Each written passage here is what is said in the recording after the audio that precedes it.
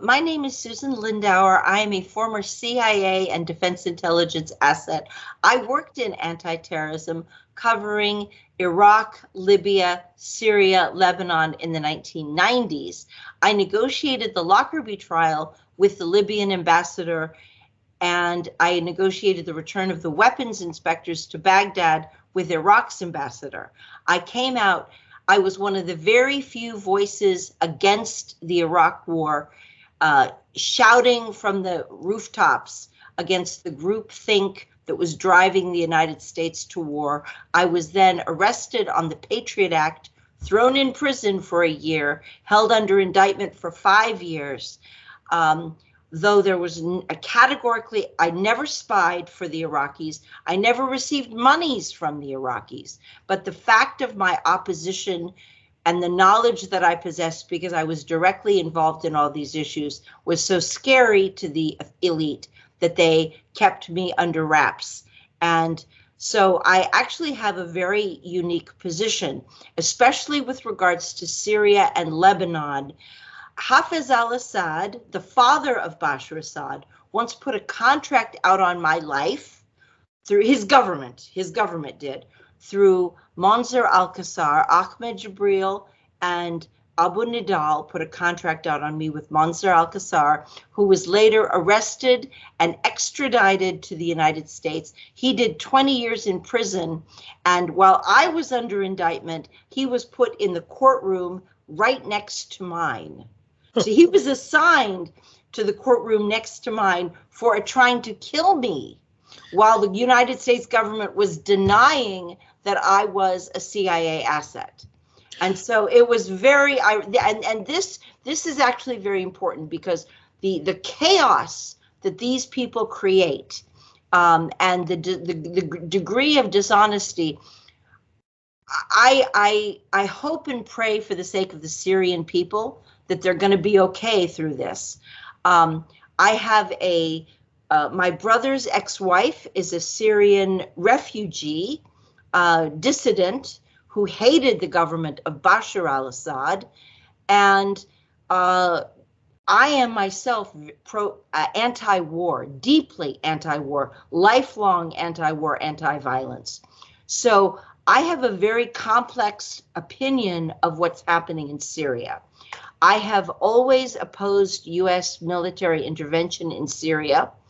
I am very deeply aware of Syria's relationship with Iran and its client state status, that Lebanon was a client state of Syria during the civil war of Lebanon. And this is a lot more complicated than I am very suspicious whenever the elite media, the corporate media, give me a pat answer telling me that they've accomplished something really great and that everything's going to be okay now. Oh no. Look, Susan, before we get into this, do you mind just explaining how did you become a CIA asset, and what is a CIA asset? Many of us here see the Central Intelligence Agency as a major problem in the world, as probably the most important aspect with the MI6 and the Mossad of the deep state, this completely unaccountable thing. But they have basically like military officers. An asset is something a bit different, I think, isn't it? I'm just imagining, because we get on fine. You're a very affable person. I would imagine that you've got your kind of spooks and the spooky characters behind the scene, and you were acting as a kind of front person for them.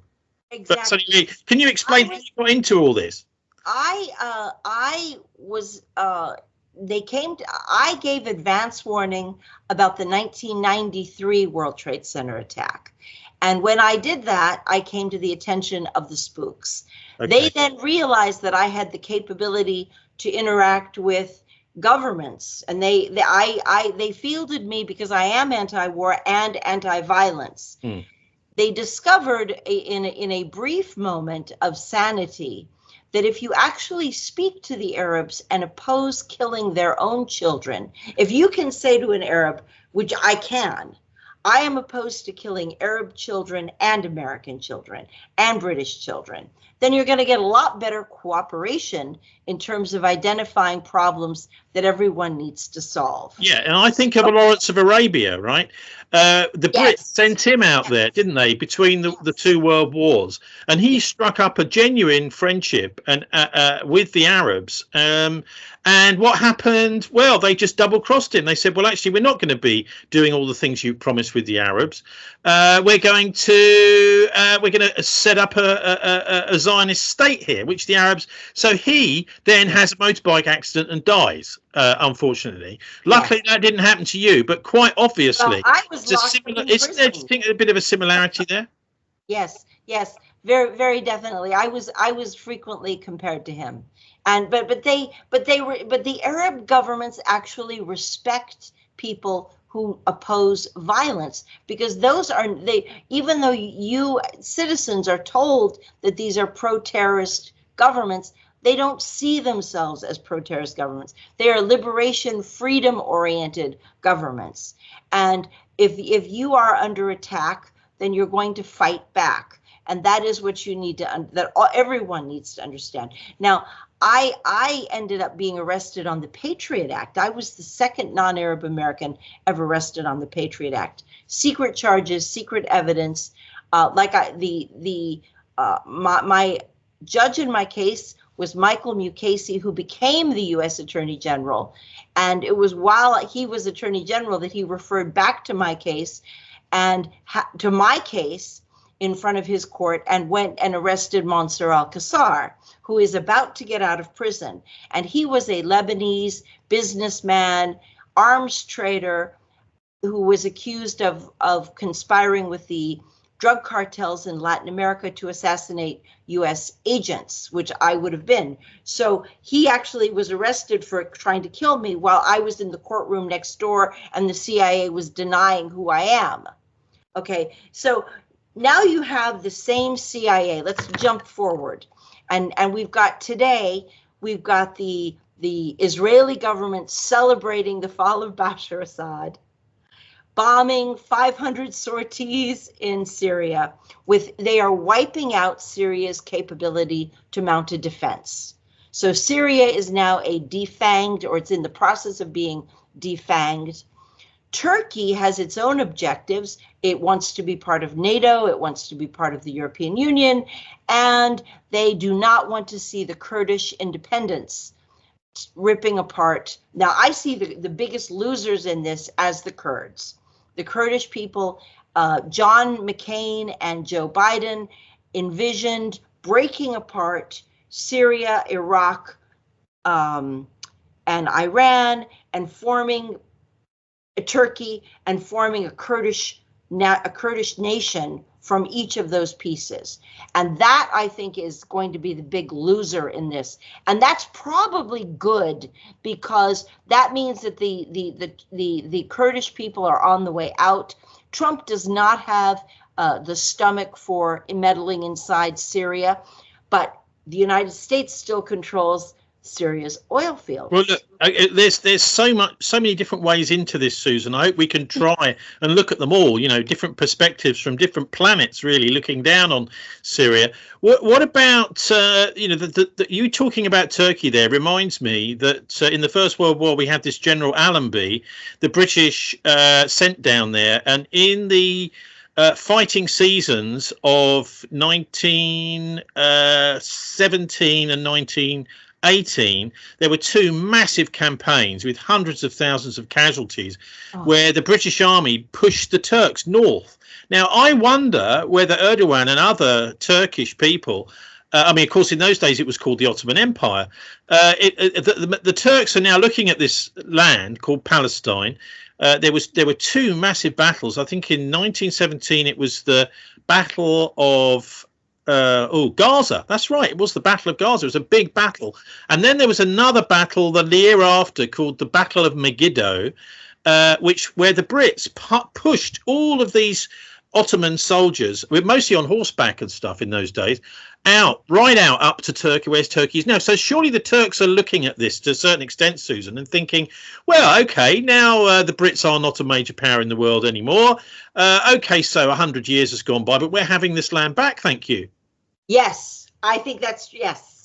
Yes.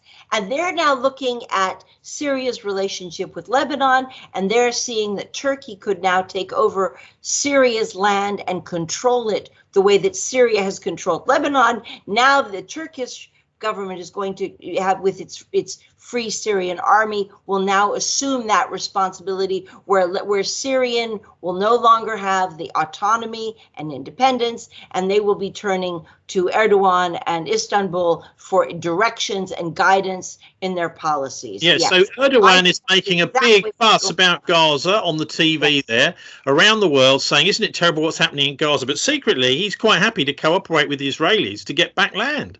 Yes, I think that is exactly true. And I think that Jelani, I don't know if you heard, I'm sure you did hear this, that he had said that first we're going to Damascus, then we're going to Jerusalem. And I think that this is going to be a big, Turkey is, and again, I think that you have the expectations of the Syrian people that they've gotten rid of Bashar Assad, and they are accustomed to independence. They are accustomed to sectarian tolerance. And now they're going to have the Jelani crowd, the ISIS fighters, former al-Nusra, former reformed al-Qaeda coming in, and all of a sudden they're not going to be the Taliban any longer. And does the Taliban ever stop being itself? I don't think it works that way. They're already saying that there are retribution killings, that there are shootings, that they promised amnesty for Syrian soldiers, and then the Syrian soldiers are capitulating and surrendering, and then they're being executed on the spot. And so this is already the kind of the mythos that they're trying to create of openness is already starting. It's collapsing.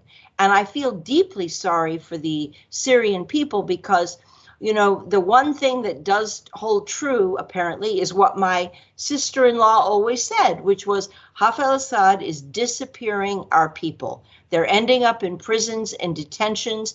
And she was unhappy that liberals is not the right word, but advanced intellectual people who consider ourselves historians of contemporary historians, I'll call us that, not liberals, contemporary historians. We're not acknowledging the real facts of the hardships and the fear and the tyranny of the Assad government, because we were correctly pointing out the fact that the chemical weapons story was a false flag lie to justify the war. It was a lie, never happened. The beheading videos surprisingly featured the white helmets, who either they were carrying out atrocities of their own or they were false videos, fake videos, and I hope they were fake.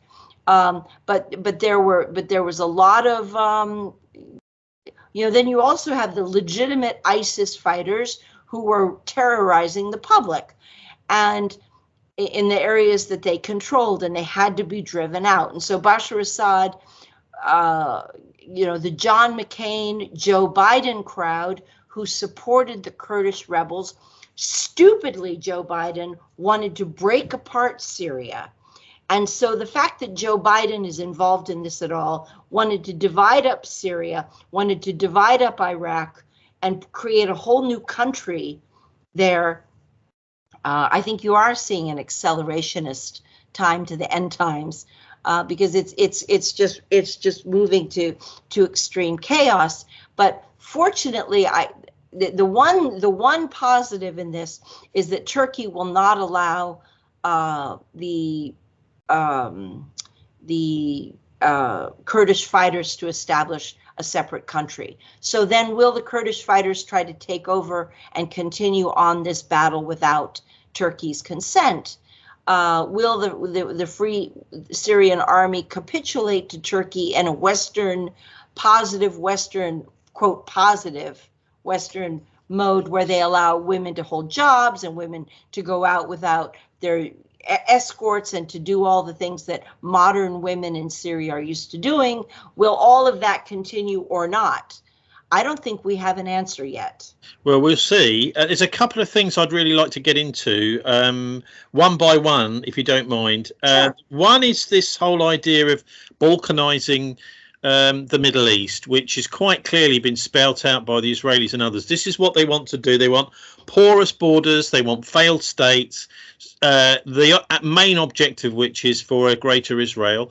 This whole map of the greater Israel was, if you look at what the greater Israel bloc now in control, the far right in Israel, the map they're using is actually a British map from 1922, which then there was a big hoo-ha in Britain about that. They said, no, they can't have so much land. So Jordan was ceded to become its own state temporarily. And this is why the Jordanians kicked off last year in 2023 and said, hang on a minute, you know, you've got this map that they're now using in Israel, which it wipes out Jordan, you know. So they started making a bit of a fuss, but that kind of went away. So there's this whole idea of balkanizing. But first of all, I'd like you to just explain a bit about these jihadis, because there is this whole heartstring thing which brings a lot of Muslims, you know, with good intentions, I think, over to that part of the world, saying, actually, this is part of the prophecies of Islam. And if we go to that part of the world, we will be able to actually make the world a better place and get rid of the Zionists and bring the Middle East back to, you know, faith and God and this sort of thing. So it's very clever, it seems to me, what's being done here.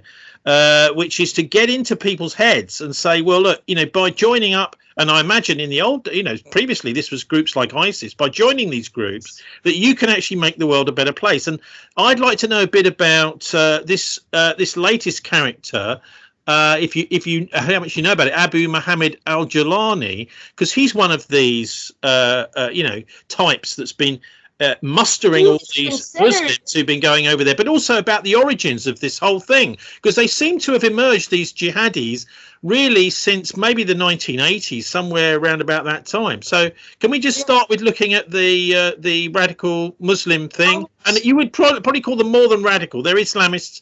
They are head choppers as well. They don't seem to mind killing someone if that person doesn't agree with them. Yes. Yes, that's true. And they're coming in from all over the Arab world and all over, you know, they're coming from Malaysia and India and Pakistan. Libya fielded, you know, the largest camp of foreign fighters in Iraq was coming out of Libya. And what you see is that these are disaffected young people who have it's almost like a pilgrimage. It's part of their Haji culture that they're going to Mecca, and then they go to Mecca, they go to Medina, and then they go on the jihad to prove their loyalty to God. And they are motivated to something that is totally antithetical to what Turkey's objectives are.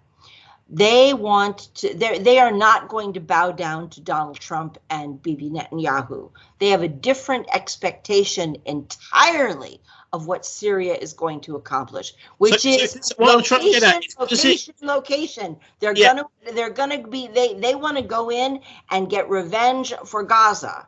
So and Gaza's situation is hideous. Yeah, but revenge isn't, you know, it's just going to leave everybody dead, isn't it? To what extent do you think that this whole jihadi thing is something which is acceptable in mainstream Islam, or is it completely separate? Is it a Western created version of Islam?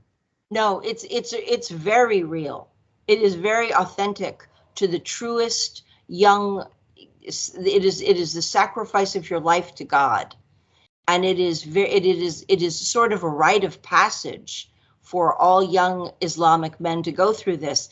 But it is not an accident. Watch the real estate that Israel is claiming. They have just moved into the highest point on the Golan and taken over. They're cementing their control over the Golan Heights, and they've moved into a position where they have a view of Syria's land beneath that they can look down and see the layout and the scope of movement across the cities, and that they can see the territory below and watch that, because they know that what the jihadists want are now very different than what the Turkish government wants. And that is the problem here. The Balkanization is that Erdogan has an expectation that Syria will be submissive and the Free Syrian Army will bow to Istanbul, and it will be a client state. The United States thinks that they're still going to control the oil in Syria, and the Syrian people think that they're going to make decisions on who is in their country and who is not. And that each of these players at this moment has very different expectations of what this war has actually accomplished. Well, look, you mentioned Libya, Susan. You mentioned Libya, and a lot of these jihadis are from Libya. That is an absolute basket case now. Actually, Gaddafi was running a pretty tight ship, and I think was a very successful and compassionate leader. A lot of people think he was a sort of tyrant, but I looked at Libya in those days as a place which was, you know, it was independent-minded. Gaddafi, and his green book was very sort of halfway between capitalism and communism somewhere, a bit like Tito or somebody like that, where he decided, look, we're going to actually make sure that we don't have any homelessness here. We're going to have a brilliant high-tech water purification system. He did loads of stuff. And in fact, he was even trying to get this African gold dinar going, which was a gold-backed currency just for Africa, to sort of get rid of the post-colonial, neo-colonial slavery that the IMF and the European and United States countries and were doing to Africa. So an interesting character, but that country's now an absolute mess, a basket case mess with warlords. So, I mean, do you think the model that Syria is going to follow? Because if you think about it, you had the you had the Libyan overthrow of Gaddafi, and loads of these people, as you said, went over to Syria and tried to overthrow Assad. Last time they couldn't. Was it 2011, 2012? And ended up flying a lot of the Syrian fighters into Libya so that they would be removed from the Turkish territories and would be pushed out into northern Africa, where he gave them a free rein, he thought, to explode into Egypt and Tunisia. And so the idea was that the Turkish expansionism, the Ottoman Empire would rise from Libya and expand up north and down south, covering that entire coast, Algeria, Morocco, and that whole. So you're saying that was Gaddafi's plan? No, that was Erdogan's plan. Yes. Okay. See, and Erdogan was doing exactly what he's doing right now, thinking that he was going to expand his territory. And of course, what you described about Libya is exactly what has happened. It has become balkanized and controlled by warlords. So they've got slave markets, and nobody can. The West it's a disaster. It's a failed state now, and Libyan oil money is now controlled out of Egypt, ironically.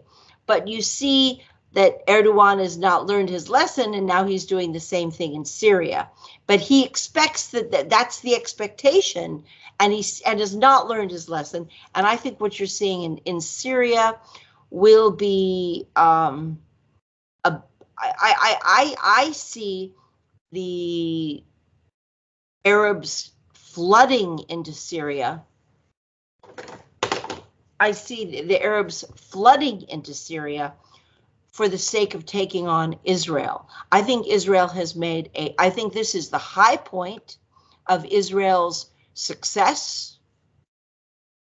I think they have made a gross miscalculation, because Assad would not, now this was one thing that Hafez al-Assad and Bashar al-Assad both, and whether you like them or not, they both refused to allow their territories to be exploited by the jihadists for attacks on Israel. This was the one ironclad rule that they had, was that they would never tolerate any foreign entity or any civilian forces to use their territory isn't to attack Israel.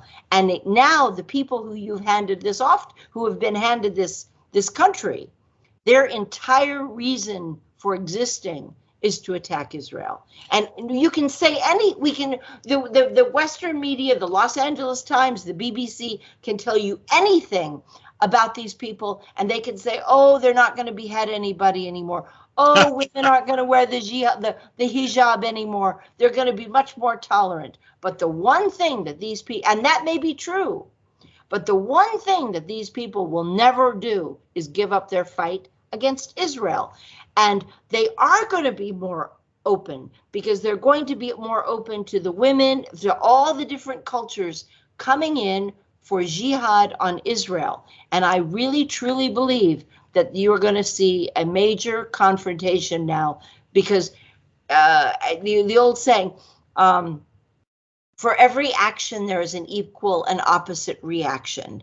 The Arabs have watched for a year while Israel committed genocide and war crimes against Gaza and the Palestinian people. Whether you like the Arabs or not, that is genocide. Those are war crimes. This is an extermination policy. Well, and they had to remove Assad in order, and so each of these expectations are different. Turkey thinks they're going to control Syria. Syria thinks they're going to be independent and is determined to continue to be independent as a nation. They're very highly educated people. They are not going to allow to bend the knee to Erdogan. They are not going to allow themselves to be a caliphate any longer. That will not happen. So yeah, look, you're quoting Sir Isaac Newton there with his equal and opposite reactions, right? And I think that these things, I mean, seeing what's happened to Syria, this extraordinary collapse, this is not about Syria, really. It seems to me it's about the great power players in the world. And it's happened at a fascinating time, hasn't it? You've got Donald Trump hanging around, is it Mar-a-Lago or somewhere like that, where he's sort of getting all of his ducks in a row, ready to go.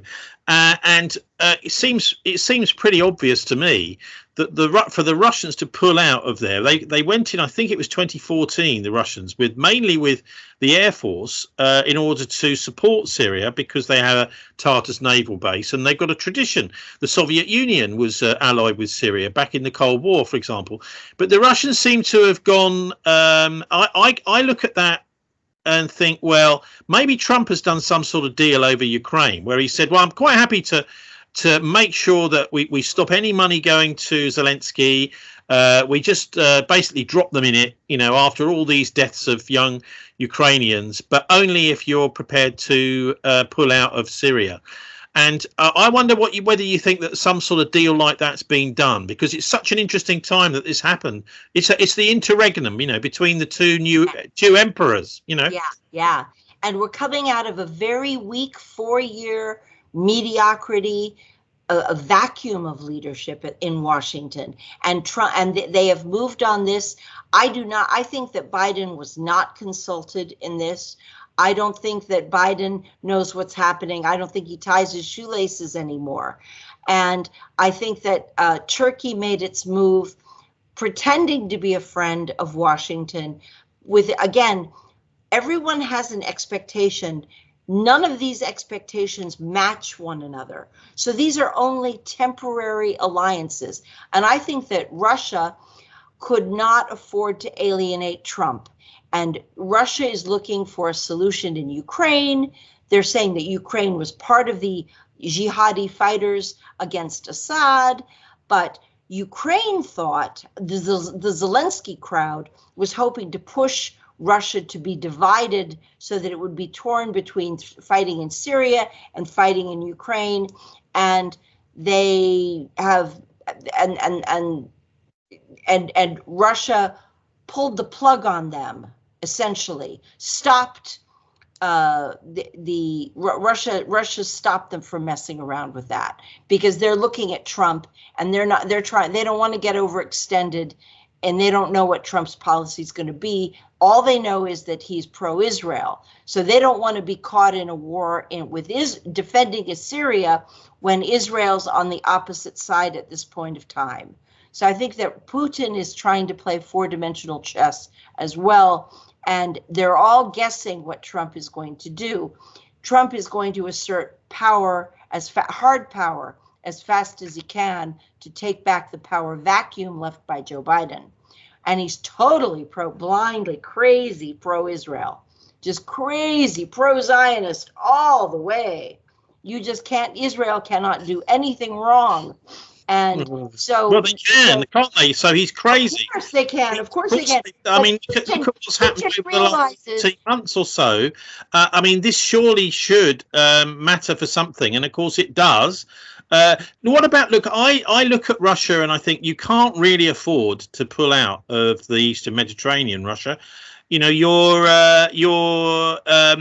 you've got problems in Georgia. Georgia's on the sort of main road from Moscow down to Damascus, and it might be that by pulling out of Syria and out of the Eastern Mediterranean potentially, you don't want to have to steam your little ships all the way through the Bosphorus, or even maybe even round, you know, the North Atlantic through past Gibraltar, and that way, if you want to have any power in the Mediterranean, it might be that the Russians have also decided that sea power isn't really doesn't really count for very much anymore when you've got hypersonic missiles that can sink a ship in a few seconds. So what do you make of, do you think the Russians, this is the main question, do you think the Russians have given up on the Middle East for good, or may they be back in much more force? Because they were only kind of there in a very half-hearted fashion, weren't they? Yeah, I think that they've pulled back from Syria. I agree with what you're saying. I agree with what you've just said. Yeah. Yes. Will they be back, do you think? I mean, I look at it and I think, well, if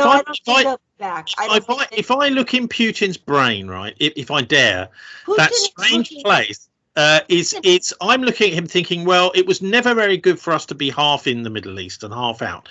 Either we should be fully in or fully out, and maybe at some point we will go fully in, but at the moment, not, definitely not. And in order to, I don't know, I find it very difficult to imagine Russia without any kind of stakes down there, because it knows that this is the key to the whole geopolitical strategy. And it might simply be that they're just trying to kind of consolidate themselves and let other people fight it out. So what do you reckon? But if you look at what's going to happen in the Middle East, there's going to be a major regional war, and Russia does not want to be on the ground tied down with Syria or Libya or Iran or Lebanon when the hell breaks loose and World War III erupts, because that's how this could explode. Well, yes, maybe simple. And actually, Russia itself is a long way away, thousands of miles away from, well, 1,000 miles roughly away from all this. So why don't they just, maybe they can see this coming, and they just decided, right, let's get out of it. This is the time to pull out of the Middle East, because there's going to be a conflagration, and they don't want to be trapped in under it. The one exception, I think, will be BRICS, because they have invited Iran and Saudi Arabia and Egypt, Jordan to be part of the BRICS nations. And those countries have already received invitations to join BRICS. And then they will look at an economic dismantling of the global power of the United States that will be non-military. And that is the best way to take down the United States, is through the power, through the economic, removing the economic power of the United States. But I think that anybody who, like the United States, would be foolish. Everyone should be foolish. Europe should be foolish to try to mess around in Syria right now. This is a dangerous place that is going to explode, and Turkey is going to handle it. Is probably foolish as well, that they're pushing forward like this. That what I see is the jihadists never change their stripes. They have to. This is part of their rites of passage in Islam, and they don't ever back down from their jihad. If they have their sights on Jerusalem, they have their sights on Gaza, and they are going to. This is going to explode in the next 12 months. Now, that does not mean that the Free Syrian Army will become ISIS all over again or Al Qaeda all over again. They may very well have learned their lesson. They may have learned that if they're going to have a real war against Israel, they have to be inclusive of all the different cultures and all the different Islamic religious sects and cultures that are coming in, all the nationalities. And so they may be much less purist on Islam than they were before, but it never changes that they want the jihad. That is a rite of passage. Damascus is a very interesting city in the book of Acts. I think it's chapter 9, with Saul and his conversion on the road to Damascus. This guy who's absolutely one of the biggest persecutors, a very powerful, very strong man, persecutors of the Christians, has this amazing kind of experience, sort of supernatural experience on the way to Damascus to go and persecute the Christians there.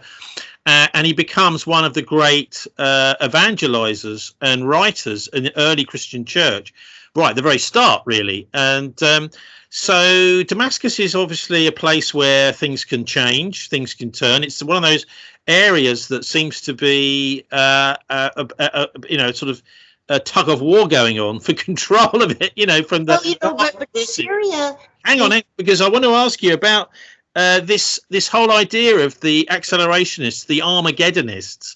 You're talking about we've got China now supporting the Palestinians. We've got the United States supporting Israel.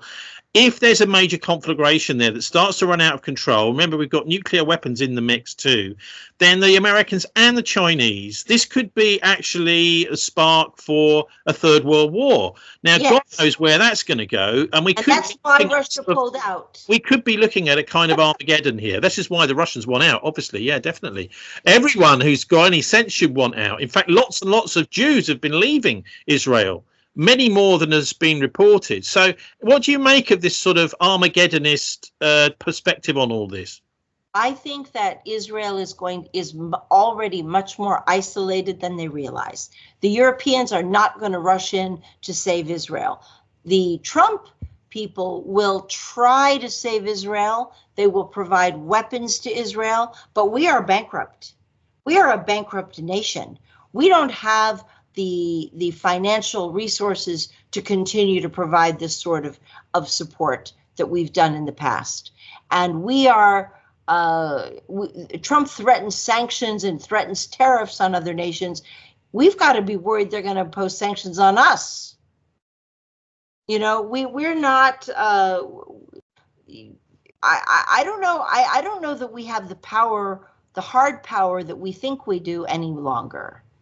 So, but I think the Russians have the right idea. I think that Turkey, and I think that Turkey is playing at both sides. They're trying to support Gaza. They're trying to be perceived as the leader against, again, like you just said at the start of this, they're, on one hand, they're tolerating Israel's bombings of Syria, but they also are trying to say that they're huge defenders of Gaza and the whole Middle East. So, I mean, I think that everyone else will be pulling out, and Israel's going to be realized one day that they are alone, and the United States does not have the power to support them any longer. Well, maybe, although the Brits, and there are all sorts of Christian Zionists around the West who are in very powerful positions, and the Zionist lobby controls a hell of a lot when it comes to finance, when it comes to government finance, when it comes to media as well. They've got a lot of sway. I can't see the US pulling its financial support for Israel or the bombing support, the munitions being sent there anytime soon. So anyway, how do you see this sort of conflict between the jihadis that are starting to gather and Israel? Because it seems to me Gaza is almost like a provocation that's a fuse which is burning away. And at some point it's going to go bang down there, and it's going to start running out of control, as wars often do. Yes, it is going to. Yes. And that's what I see this as, the first act. I see this takeover of, because Bashar Assad would never allow Syria's territory to be used against Israel. Never. That was one absolute that they had. One absolute rule under Hafez and Bashar. They would never allow it. And now they've lost control of it to the very people who are setting up an attack on Israel. And I think that this will be a major regional conflagration. I think that in 12 months from now, it's going to consume. It will consume them. So. I mean, even if it just consumes that region, I mean, it's going to drag in the superpowers, surely. Yeah, well, and that's why I think Russia's smart to pull out. Russia's like, we're not going in. We're not going to do it. We're not going to be. Well, Trump, his attitude is very pro-Israel. I mean, the Chinese, if they start trying to intervene at all there, I don't think China will intervene either. I think that the United States will, but China and Russia will stay out. I think that it is more likely that while the United States ties itself up in Israel, China will attack Taiwan, and the United States lacks the capability to fight multiple wars at multiple times. So have you got anything to say to the poor people in Gaza who have been like literally a human sacrifice in all this? Oh, it's genocide, it's war crimes, it's horrifying. They're exterminate. It's an extermination policy, and it's to steal Gaza's real estate, to steal the oil, that's the gas, the natural gas that's offshore. Is there any hope? Is there any hope for Gazans? No. I mean, can't we just like break the walls down, let them escape, because they're trapped in there, aren't they, in this slaughter? They're trapped in the slaughter. If they leave, Israel wants to drive them out and take the land. So if they leave, they know that they will never be allowed back in. There will be no repatriation. And so that's very much what Israel is winning at this moment. But I don't think that Israel will continue to win, because Europe and the rest of the world will not do business with them. Well, I know Europe will. Europe's back. I don't think so. I mean, I don't think that Europe really supports Israel anymore. Well, the elite seem to. The other thing is, of course, they've got to try and stop these Palestinian men getting out of Palestine, because obviously they're going to join any kind of fight against the Israelis from neighbouring countries. So it seems to me they'll be going to Syria. They're all going to go to Syria. Maybe, yeah. Anyway, so you know, you've already sort of talked about it a little bit, but how do you actually see this all panning out? Where are we going to be in a few years' time if we survive it all? I think there will be a major regional war where Syria will be. I think the jihadists who've just taken over the country are going to be using Syria as a launch point against Israel. I think that Israel will use the Golan Heights to try to stop them. But I think that there will be a low burning war that will just that will end up driving, that will consume everything. I think that we've crossed the line of that we've already crossed the point of no return. And yeah, it's almost like Syria was there to try and stop this thing exploding, and now it's just going to explode. It's going to get worse. Anyway, look, Susan, I know you did a terrific book about your experience over there a while ago. I wonder if you could just plug that, and if you got on any social media and blogs and places like that, people can follow you. Well, I'm still blocked on Twitter. My book is called Extreme Prejudice: The Terrifying Story of the Patriot Act and the Cover-Ups of Iraq and 9/11, and how the war on terrorism has been kind of falsified and manipulated and massaged for the media, and the Patriot Act. I think that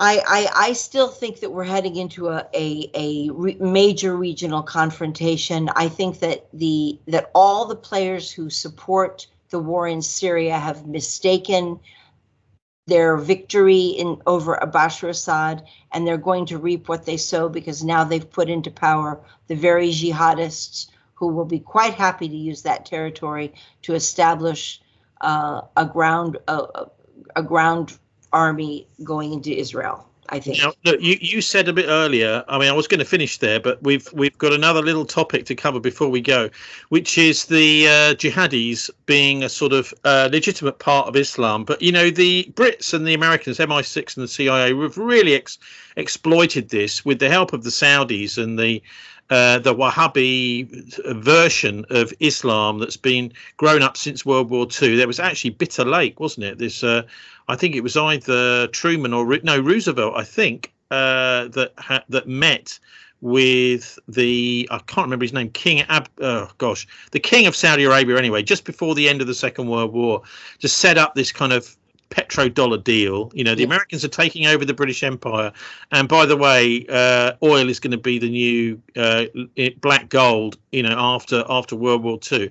But the interesting thing is how the jihadi movements, the early ones in the 1980s, in Afghanistan, for example, Operation Cyclone, how these were financed. And a lot of this was done by drug money, hard drugs being peddled by, I'm not sure, was it CIA or whoever? Because I know that you dug out some fascinating information about the connection with the horrific Pan Am Flight 103 Lockerbie bombing in the late 1980s. Yes. The Lockerbie bombing had to do with heroin trafficking out of the Bekaa Valley, and they were using that to finance the jihad movement and finance the Lebanese civil war. So that, I think, you will see that there will continue to be, the opium trade will continue to dominate this movement. I really think that we're looking at not a peaceful solution in Syria. I think that I hope that I'm wrong. Yeah, well, look, I mean, I just think it's fascinating, this idea of using heroin money to finance this jihadi. Now, many of the Muslims that are going, you know, saying, I'm going to have to join this fight, you know, against those evil Israelis who are killing people in Gaza, blah, blah. It's all being framed as a Zionist versus Muslim thing, but actually the Muslim version of this wouldn't be there if it wasn't for all this drug money. So it's almost as if there's a little sort of chink in the Islam scriptures somewhere, and somebody is just injecting this heroin straight into it, you know, saying, right, let's just make this happen. That's how you get the money. That's how you get the money to buy the weapons for the arms dealing. But most of them, of course, don't know that this is the origin of the money, and if they did know, they would have probably nothing to do with it. And what about 9/11? Because this is something, I mean, I was involved a lot in the 9/11 truth movement in Britain in the 2000s. We had a constant discussion about the various conspiracy theories to do with all of that. But one of them, of course, involved Israel. Was Israel, do you think Israel was involved? Because there is evidence that they were in the 9/11 attacks. There is some evidence that Israel was involved, that they knew about it, and to know and to create, maybe there's more hand in glove involvement. But I think that it's a bit of a hot potato, that one, isn't it? Yeah, it is a hot potato. But they definitely knew about this in advance. So Well, I mean, one of the things that really convinced me is a terrific article out there. It's called 9/11, Israel Did It, All the Proof in the World. And it's on the Wikispooks website. It's actually fully referenced right the way through. But one of the key things is you've got loads of people involved in the agencies that were supposed to be investigating the attacks, that were responsible in those attacks, are dual US-Israeli citizens. I found that quite amazing, going through this list. Another one. Crikey. A lot of these people are actually, they've got Israeli passports. And it's fantastic. And Netanyahu himself said, hey, this has been great for Israel. I think he then caveated it with something else at the time. But I mean, this was crucial, wasn't it, for allowing this political thing to emerge in the noughties, where the Americans and the Brits then did the invasion of Iraq. It's, well, we can march into any country we want to now. Yeah, that the Israelis had 7 countries that they wanted to destroy the independence and sovereignty and the leadership governments. Saddam, the Assad. It was Syria, Libya, Israel, there were 7 countries that they wanted to destroy, so they could set up their greater Israeli state. And they've gone after every single one of them, and now they've won Syria. Syria's was the final one. Yeah, maybe. Yeah. The idea, of course, of this greater Israel is we keep getting told, don't we, that, you've got to stop the Gazan, the Hamas, because if Hamas are allowed to survive, they will spread like a cancer right across the world. Well, I wonder if it's the other way round, whether it's actually the Zionists and their very racist ideology that's the most dangerous thing, their genocidal policies that may spread from this. And, of course, this is another accelerationist idea, is that you accuse your enemy of doing exactly what you're doing. And this is also, of course, a psychological warfare technique. So anyway, look, Susan, if you can sum up, is there some light at the end of the tunnel here at all? I hope for the best for the Syrian people. They are traditionally a sectarian, multi-religious state of tolerance and diversity. Oh, God. And I hope they survive. Well, that's going to be under threat now, isn't it? Right from now. Right on from this moment on, that independence is under threat. If only because Turkey's going to take them out. Turkey and the caliphate. Yep. Yep. It's and that would be the least of their problems. If they only ended up as a Turkish controlled state, then that will be in that where the Kurdish people stop trying to create independent states and the United States gives up the military bases and the oil fields, then that would be the best hope for the Syrian people. But I don't see that happening. I see this becoming a conflagration against Israel. I mean, it's almost as if somebody somewhere is trying to turn the Holy Land into hell. Yes. It's a good way to conclude it. Yes. Anyway, look, I mean, we've got hang on. We've got to have some light at the end of the tunnel here. We can't just leave it like that. I mean, I do think for a start, many switched on. Everybody. Well, many switched-on Jews have decided, look, let's just get away from here, like the Russians have, because there's obviously a major conflagration being planned. It's not a good place to be. Let's get out of Dodge, as some people like to put it. You know, let's get away from here. Of course, the Gazans can't do that. They're imprisoned right in the middle of the hellhole. But I think at the end of the day, the Israelis have completely lost any respect that anyone ever had for them, really, apart from people who are colluding with them. And you know what, Susan, I always look at these sorts of situations and think the only people benefiting for this and driving this are a tiny, tiny number. We have a massive, massive majority over them. And they're never, ever going to break the human spirit. They've tried in Gaza. They haven't broken the spirit of the Gazans. And actually, even if the Gazans get killed one by one until the very last one, they'll still never break their spirit, because human beings are actually able to cope in these horrifying situations. They will cry, they move on. And one of the most horrible stories I've heard recently is the one from one of the doctors who was working in Gaza, saying that the 5-year-old kid's coming up to him saying, I want to die. You know, because all my people I love genocide and extermination. The Israelis, that's what I mean to what I tried to say a minute ago. The Israelis have lost the support of the ordinary citizens across Europe. They don't have the support. They may have the support of the elite government officials, but it's gone now. They have squandered all of their power, and they're relying on Trump, but the United States is in decline. We're in very serious decline. We're looking at a $36 trillion debt. The BRICS nations are abandoning the petrodollar. We are not able, we're a paper tiger now, and Trump's going to try to put teeth back into it, and we'll see what happens. But I think that the world is changing.